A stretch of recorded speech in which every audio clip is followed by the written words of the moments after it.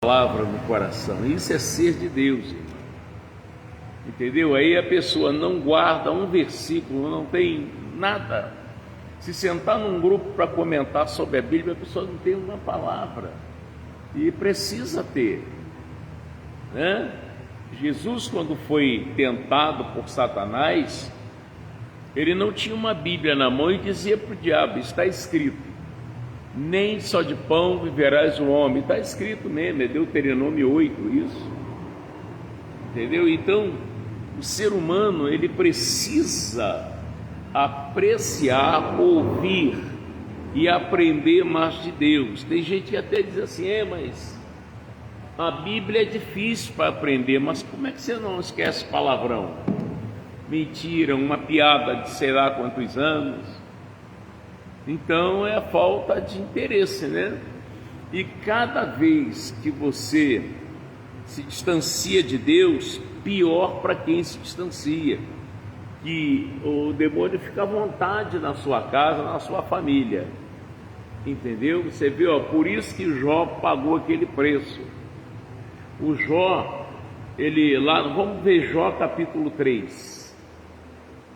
Jó capítulo 3. Olha o que Jó falou a respeito de tudo que tinha acontecido com ele. Uns diziam: não, foi permissão de Deus. Outros: não, irmão, Deus não permite nada. Nada de ruim Deus permite contra nós. Nós é que permitimos. Entendeu? Nós achamos que é como você aconselha um filho, né? Meu filho, você não se envolve com isso, não vai para tal lugar. A mãe avisou, mas você não vai atrás dele. Ele está avisado a não se envolver, a não fazer isso, não fazer aquilo, mas ele faz. Aí foi permissão do pai, foi permissão da mãe? Claro que não.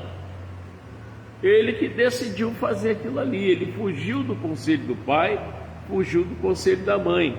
Assim é Deus, você foge do conselho de Deus, as coisas acontecem. Mas eu sou dizimista, eu sou irmão, nós não pagamos a Deus, nós devolvemos o que é dele, não é assim não. Então, o Jó capítulo 3,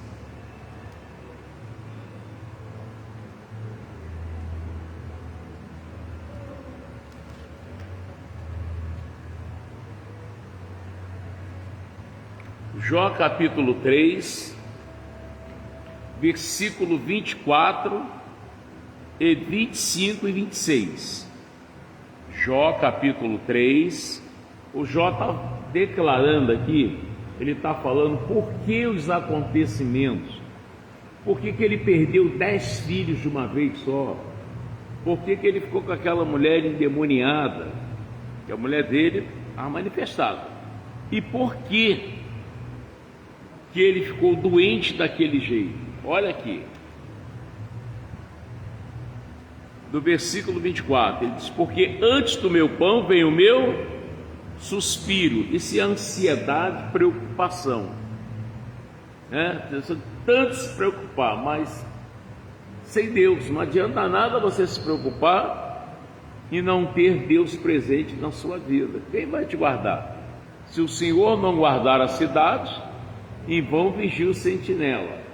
Se o Senhor não edificar a casa, em vão trabalham os que edificam.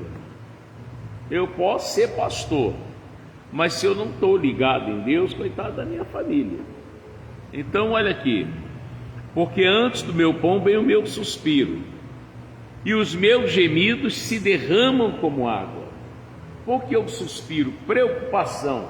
Aí dava aquele sustinho no coração e ele desmontava. 25, porque o que eu temia, ele diz que eu mais tinha medo, está vendo? Porque o que eu temia me veio, e o que receava me aconteceu. Nunca estive descansado, nem sosseguei, nem repousei, mas veio sobre mim a perturbação. E o Provérbios 3:5 diz o que? Confia no Senhor de todo o teu coração. É de todo, você não pode ter medo, não pode ter receio, é confiar nele assim, mas sem abrir uma porta ao demônio. Quando é que eu abro uma porta ao demônio? Quando eu penso diferente de Deus, gente. Deus está me falando uma coisa, mas eu faço outra. É complicado. Entendeu? Por isso aquelas coisas aconteceram. O Satanás teve a oportunidade de matar 10 filhos dele num dia só. E foi rápido. Já era, 10 filhos. Depois teve uma lepra, aquilo era uma lepra. Furuncos que apareciam até na cabeça do dedo, tanto é que eles coçavam com caco de telha. Não tinha unha. Entendeu? É muito grave isso, porque ele não confiava em Deus de todo o coração. Deus não era prioridade na vida dele. Deus tem que ser prioridade na minha vida. Deus tem que ser prioridade na minha vida. Eu não posso trocar Deus por churrasco, por praia, por soltar pipa. Eu não posso trocar Deus por futebol. Não. Primeiro Deus, depois eu faço o que Deus se agrada, onde eu quiser, e enfim, por aí. Posso sair, posso ir para o shopping, pode ser onde for, mas Deus eu botei em primeiro lugar. Se eu não ponho Deus em primeiro lugar, já era. Eu me lembro que o pastor que me batizou, ele foi para uma igreja em São Paulo. E lá, uma reunião de Santa Ceia, na época, né? Doaram um Fuscão, aqueles fafá de Belém, né? Meio tanque de gasolina. Doaram para a obra de Deus. Aí ele ligou para a liderança dizendo: olha, a igreja ganhou aqui um Fusca, o meio tanque de gasolina, Fusca todo inteirão. Aí a liderança falou: vem cá, irmão, você tem carta? Em São Paulo não fala carteira, fala carta. Aí disse: não, senhor, então bota o carro aí no pátio da igreja e não toque nesse carro. Amém. Um belo domingo, terminou o culto, todos foram embora, os membros. Aí ele ficou na igreja. O que eu vou fazer? Aí olhou para o Fusca: vou dar uma volta nesse Fusca. Sei dirigir. Pegou o carro, saiu na rua, bateu num carro que estava com uma família com 5 pessoas. Morreu ele e morreu as 5 pessoas. Pastor Benini. Eu fui batizado pelo pastor Alberto e pastor Benini. Esse pastor Benini morreu. Porque não aceitou o aviso. É perigoso quando você demora a ouvir. Você está demorando a ouvir, o trem está chegando. Daqui a pouco já foi. Ah, é assim? É, então eu vou fazer exatamente como Deus está me orientando. Domingo, por exemplo, eu percebi numa reportagem que eu vi também de São Paulo, uma menina que morreu atropelada de 17 anos. Aí a reportagem disse que o pai dela morreu ali também, uma pequena distância da onde ela morreu atropelada. O pai morreu. Gente, tem um espírito de desgraça dentro dessa casa. E quando isso acontece, ninguém é feliz. Quando alguém abre a boca dentro de casa, não fala nada que se possa aproveitar, só fala coisa ruim. Entendeu? Isso aqui é uma desgraça, essa casa é um inferno. Nós só fala, xinga, não se aproveita nada do que a pessoa fala. Você chega na casa, a casa é pesada, porque tem uma coisa ruim ali dentro. E essa coisa, tem casas aí, irmão, deixa eu ver aqui, nós estamos em 2025, eu acho que isso foi no ano de 2000, eu estava fazendo um programa numa rádio e falando sobre essas coisas. Aí uma mulher me ligou: pastor Mota, o que o senhor está falando aí é muito sério. Sabe por quê, pastor?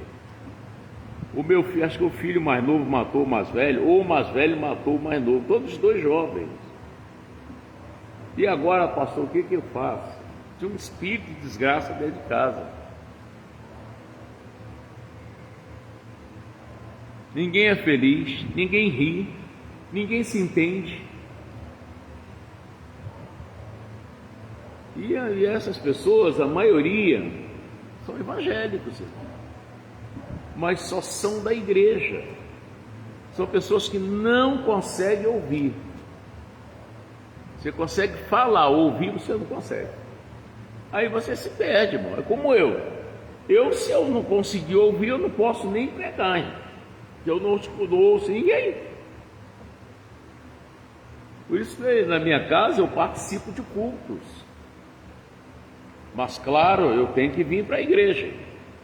Tem gente que eu não vou na igreja, mas eu leio a Bíblia aqui. Irmão, você em casa, você lê o que você quiser. Entendeu? Você está em pecado, está no adultério, a parte do adultério você pula. Você não lê. Na igreja não, Deus vai falar para você. Por isso que lá em Hebreus 10, 25 diz: não abandoneis a vossa congregação, como é costume de alguns. Não, bota a Bíblia lá, joelho, e Deus me fala pela palavra. Mas até hoje você não mudou, irmão. Você não perdoa, não pede perdão, a maioria não dizima, não toma ceia. Que Deus é esse que você está servindo? O Deus da tua cabeça. Outra coisa é você estar tão dominado pelas trevas que você não percebe mais o seu erro. Isso é bíblico? É. O Jonas, ele quando entrou naquele navio que ia para Tarsis, os marinheiros tinham paz. Quando o Jonas entrou, acabou a paz. A pessoa em pecado tira a paz de dentro de casa. Você sabia disso? Tira a paz de dentro de casa. Então os marinheiros, a onda quase arrebentando o navio, eles começaram a ter prejuízo. Você não prospera, você não anda. Começaram a jogar as fazendas fora para aliviar o peso do navio. Só que o peso do navio era Jonas. Você tem que observar: será que eu não sou o peso na minha casa? Você tem que perceber se você não está dormente. Se o que você faz, você pode chamar Deus para fazer junto com você. Ah, não dá, pastor. Então, o negócio está estranho. E até que Jonas, com aquela a onda batendo no navio, quase quebrando o navio todo, sabe o que ele fez? Desceu para o porão para dormir. Como é que pode ser dormir no meio de... E aí o mestre Davi disse: não é possível. Foi até lá no porão. O que você tem, dormente? Quer dizer, camarada, você não está sentindo a pressão do negócio, não? Até que ele despertou. Aí ele falou que aquilo tudo estava acontecendo, o problema era ele. Tudo que está acontecendo por causa de minha vida, está acontecendo coisa na tua casa, o problema é você. Aí você está dizendo que é o vizinho, que é a macumba, que é o olho grande, o problema é você. Você tem que mudar, aceitar o que Deus está te ensinando, parar de falar errado, parar de reclamar da vida, deixa a vida dos outros para lá. Eu estava prestando atenção, até estava conversando com a Jeane sobre Judas Iscariotes. O Judas Iscariotes era um camarada falso, traidor, mexia na oferta, mas ninguém falava nada dele, nem Jesus. Ninguém dizia esse safado, o que ele está fazendo no nosso meio. Não, irmão.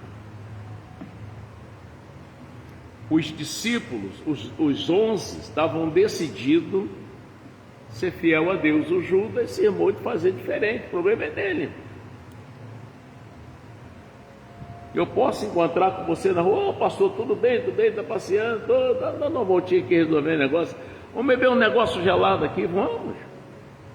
Aí chega lá, vem 2 chopp aí. Não, 2 não, irmão, eu quero uma água sem gás, de preferência. Ô, pastor, não vai tomar um chopinho? Não, aí eu vou tomar. Bom, a preferência é sua. Não vou bater na sua mão, e nem Deus vai descer, mandar você largar o copo. Mas você não reclame do que vem depois. Pode errar, pode fazer, você não pode reclamar. É sério. Entendeu? Então, se Deus está te ensinando certo, faça o certo. E fazer o certo é tão bom, irmão. Você põe a cabeça no travesseiro com uma tranquilidade. Dorme, acordou, faz lá uma oração, olha, tudo vai bem. Amém, Jesus? Glória a Deus. O carrinho que passou moto andava aí, bateu o motor. Você tem dinheiro para fazer? Não. Mas você está nessa tranquilidade, irmão, eu tenho Jesus. Está tranquilo. E glória a Deus por isso. Amém? E o carro? O Senhor proverá. E glória a Deus. E essa é a vida. Então, o Jó falou aqui: porque antes do meu pão vem o meu suspiro. É uma preocupação, e seu tempo, sua idade está passando. Você está indo, está ficando antigo, não está percebendo, não toma juízo, não para, não muda.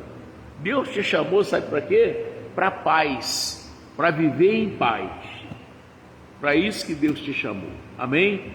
Você não quer viver em paz? Eu acho que todo mundo quer viver em paz. Amém? Então Deus te chamou para paz. Porque antes do meu pão vem o meu suspiro, e os meus gemidos se derramam como água, porque o que eu temia me veio, e o que receava me aconteceu.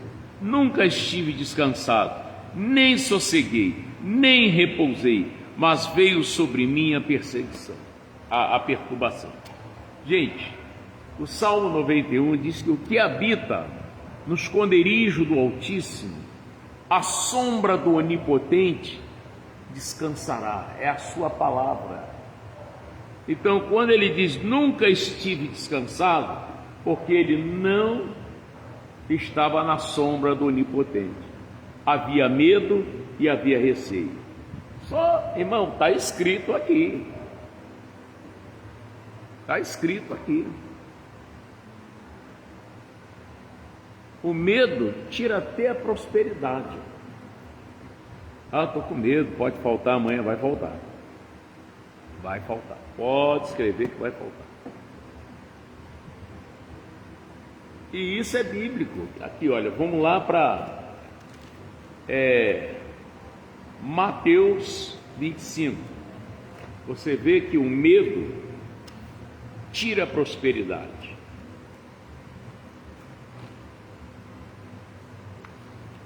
Acho que é Mateus 25.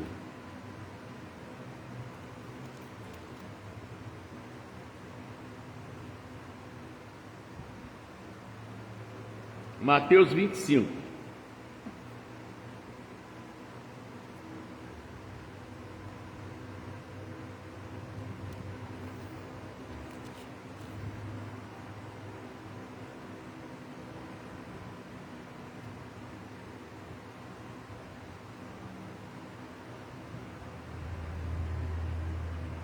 Versículo 24.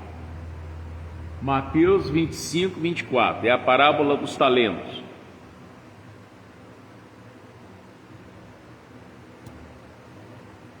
Achou? Mas chegando também o que recebera quantos? 1 talento. Disse: Senhor, eu conhecia-te que és um homem duro, que ceifa onde não semeaste, ajunta onde não espalhaste. Atemorizado, ele estava com medo. Olha aí. Escondi na terra o teu talento, aqui tens o que é teu. Respondendo, porém, o seu senhor disse: Mal, negligente servo, sabes que ceifa onde não semeei, ajunto onde não espalhei. Devias então ter dado meu dinheiro aos banqueiros, e quando eu viesse receberia o que é meu com juros. Tirai-lhe, pois, o talento e dai ao que tem 10 talentos, porque a qualquer que tiver será dado, e terá em abundância, mas o que não tiver, até o que tem lhe será tirado. O medo faz perder a prosperidade. Quem tem medo não é fiel a Deus. Você gasta em qualquer lugar, você não devolve o que é de Deus. Aí, irmão, complica. Quanto mais você investe, mais aí você começa a fazer um monte de coisa. Aí cai no empréstimo, e cai ali, e cai aqui, mas você mesmo, com a sua malandragem, se travou diante de Deus. Não faça isso. Amém, Jesus? Eu não tenho esse negócio, irmão. Não, está amarrado em nome de Jesus. Está repreendido em nome de Jesus. Esse demônio da mesquinhez fora da minha vida. Eu não aceito isso. Entendeu? E outra é você gastar o seu dinheiro naquilo que não é pão, irmão. Deus está vendo. Você está jogando dinheiro fora com bobeira. Depois você fez o que não devia. Eu uso esse sapatinho aqui que eu ganhei de presente. Um sapato desse aqui deve estar custando aí o quê? Uns 60 e pouco, 70 reais. Eu quero calçar um de 1.500 reais. Vai mudar o meu pé? Você já viu dizer que sapato de 2.000 reais tira chulé? Gente, é vaidade. Eu ando muito bem com esse aqui de 70 reais, como se eu estivesse andando com um de 2.000. É igual carro, não, carro para mim tem que ser zero, mas você está com dinheiro para pagar o IPVA? Às vezes o seu velhinho, você já não tem dinheiro para pagar o IPVA, irmão. E vai fazer uma coisa que, eu me lembro na época que saiu o Chevette, eu pintava um prédio atrás do Canecão, lá em Botafogo. E eu acho que no 6º andar tinha um camarada que comprou um Chevette. Ele dormia no chão, comia mal para poder pagar o Chevette.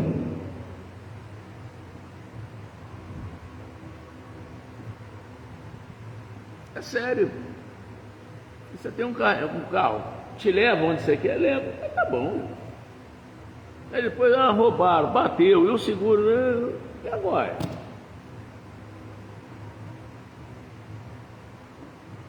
Tudo a gente tem que ter juízo. Amém, Jesus? Se você não tiver juízo, não for uma pessoa que administra, você nunca chega a lugar nenhum. Tem que ter administração, tem que ter paciência, tem que saber fazer a coisa. Senão se perde. Amém? Outra coisa é fazer amigos. Não faça inimigo, faça amigos. Amanhã a única pessoa que vai poder te ajudar é essa que você está virando as costas, está prejudicando. E aí? Amém? Então vem para cá, para a gente orar.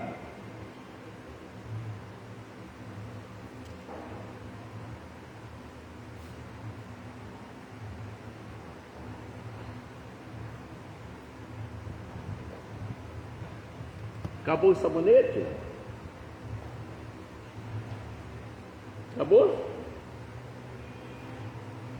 Acabou? Acabou agora?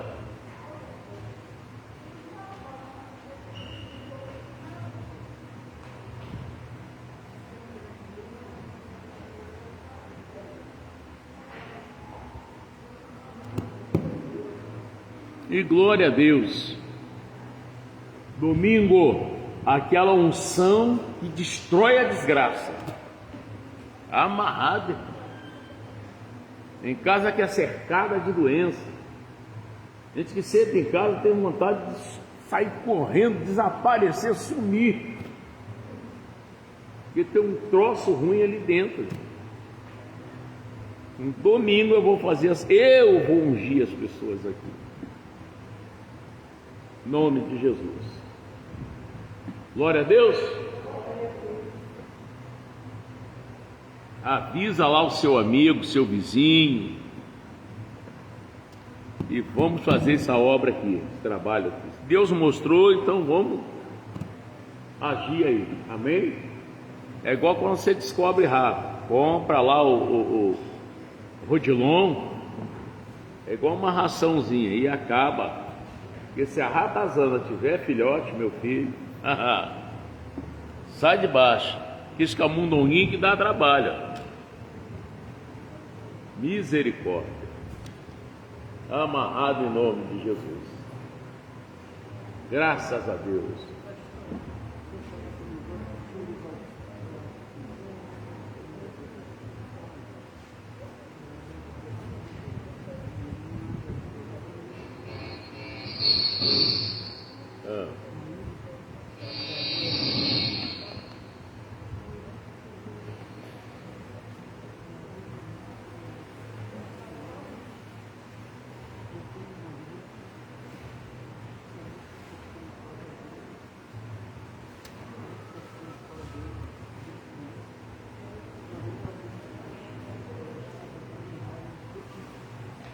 Olha, só orar.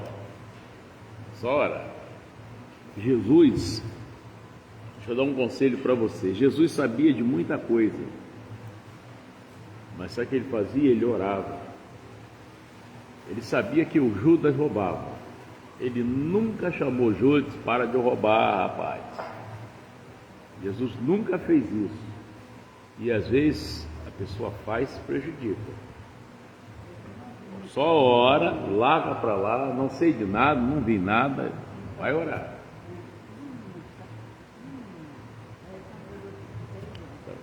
Eu me preocupo muito eu tenho filhas, né?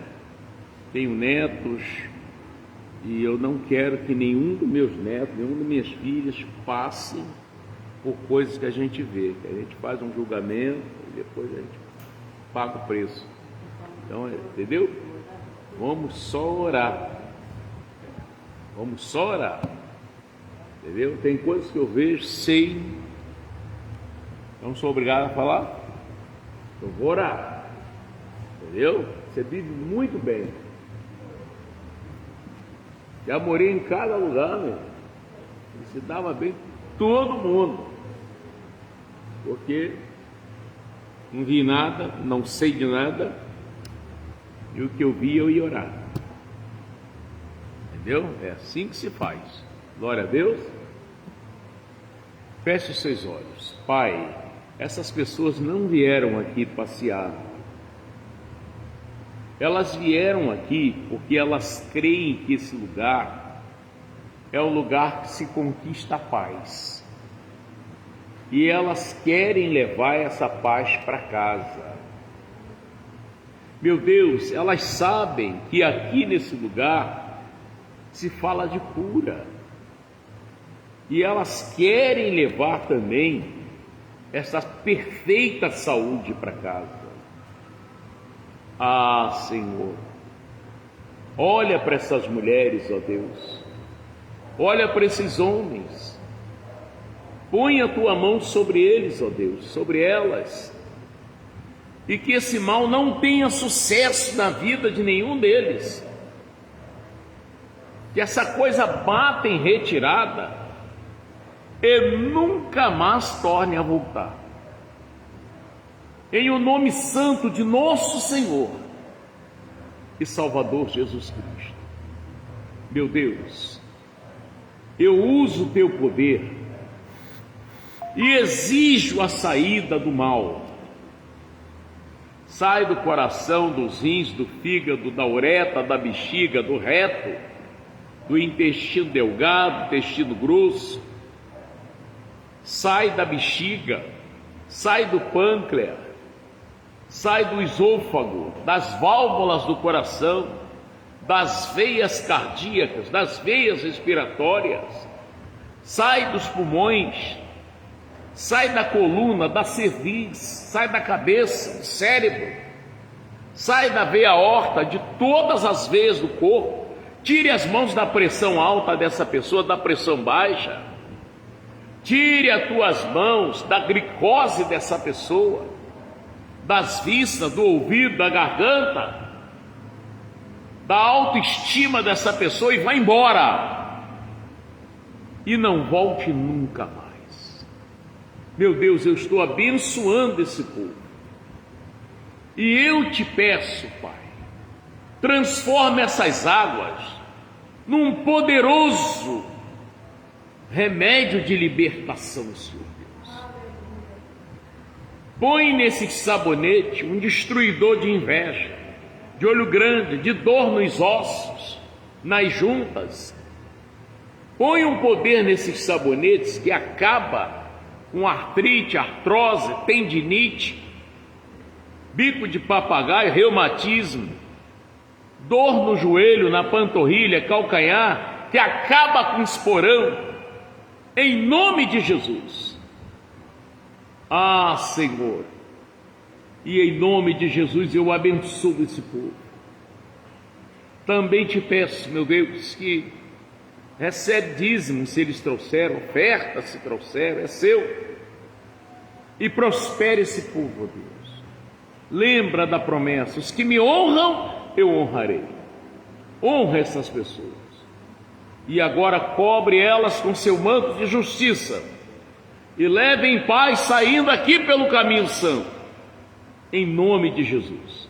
E vocês digam: assim seja, em nome de Jesus. Vão na paz de Cristo, irmãos. Deus abençoe. Amém?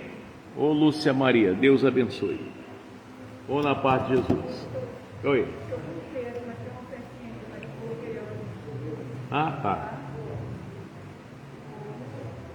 Mas espera aí um instantinho, tá? Ô Francisco,